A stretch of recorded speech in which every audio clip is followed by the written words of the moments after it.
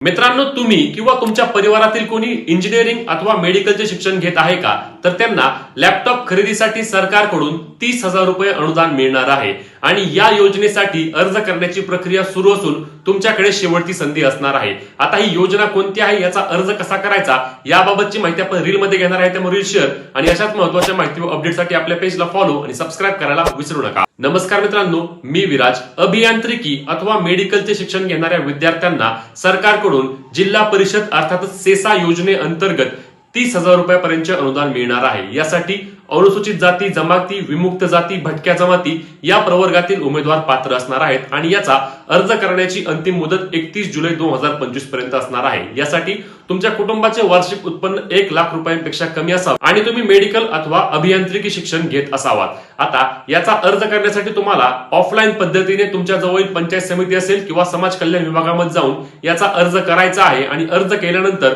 तुम्ही पात्र ठरल्यास तुम्हाला या योजनेमध्ये 30,000 रुपये अनुदान लॅपटॉप खरेदीसाठी मिळते. त्यामुळेच लवकरात लवकर तुमचे अर्ज करून घ्या, जेणेकरून या योजनेचा तुम्हाला लाभ घेता येणार आहे.